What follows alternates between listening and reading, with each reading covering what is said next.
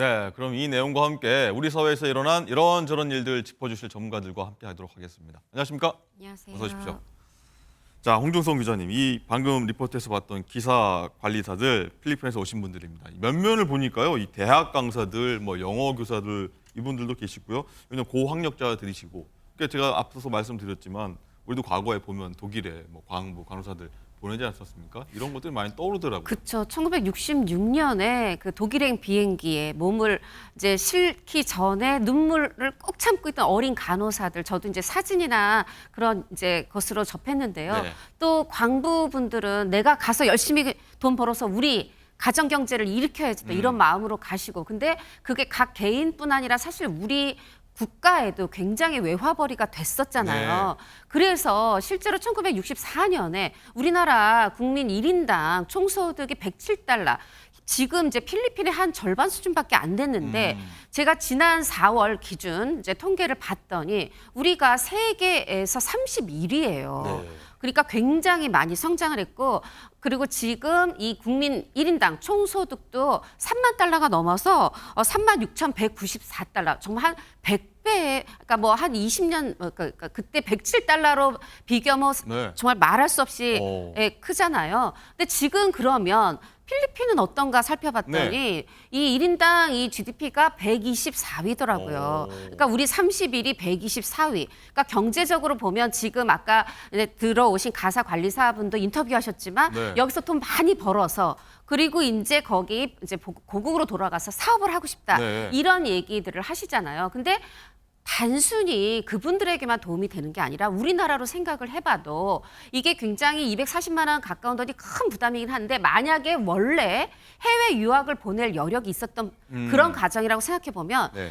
이런 어떤 아버지와 이 나머지 엄마와 자식들이 떨어져서 사는 이런 일 없이도, 예를 들어서 뭐 미국이라든가 다른 어떤 나라에 간 거보다 네. 조금 영어 교육의 질은 어떨지 똑같다고 오. 말씀드릴 수는 없지만 분명히 적은 비용으로, 게다가 가족이 헤어지지 않고도 그렇죠. 기록이 우리 압박 아이들이 없습니다, 이제. 네, 네. 영어를 배울 수 있는 거예요. 이제 그런 부분에 대한 희망이 있을 것 같고, 그러나 또 이거에 대해서 조금 탐탁지 않게 여기는 분들은 이게 있어요. 예전에는 정말 유학이나 보낼 정도의 자식들만, 그런 가정의 자녀들만 영어를 굉장히 잘했다면 예. 이제는 다른 집들도 시키는데 정말 우리 집만 못 시키나 상대적 박탈감도 생길 수 있거든요. 네. 여러 우려가 있지만 결국 가사관리사한테 우리가 바라는 게 뭐 밥해달라, 청소해달라 아니겠죠. 결국은 아이들의 영어 교육일 겁니다. 그렇군요. 어쨌든 뭐 긍정적인 요인이 있다 이런 말씀을 해주셨고요. 자, 박주희 변호사님, 일단은 우려도 사실 나옵니다. 어떤 거냐면은 뭐 아이돌 보험 업무를 맡는 것이기 때문에 뭐 어른 음식은 뭐 조리할 수 없지만 또 어른 식기를 설거지하는 건 가능하다. 뭐 굉장히 기준이 좀 모호한 것 같아요. 정리 좀 해주시죠. 네, 말씀하신 것처럼 업무 범위가 좀 모호해서요. 자리 잡기까지는 사실 좀 혼란이 있을 것 같습니다. 지금 외국인 가사 서비스 이 중개에 대한 서비스를 제공하는 업체의 설명을 보면요. 네. 구체적으로 할 수 있는 일과 할 수 없는 일 이렇게 구분을 해내는데요. 할 수 있는 일을 보면요. 아이 돌봄 서비스가 사실 주된 업무이기 때문에 네. 아이를 목욕시키거나 아이의 음식을 조리하는 건 가능하도록 되어 있습니다. 그런데 반면 어른의 음식은 조리가 할 수가 없고요.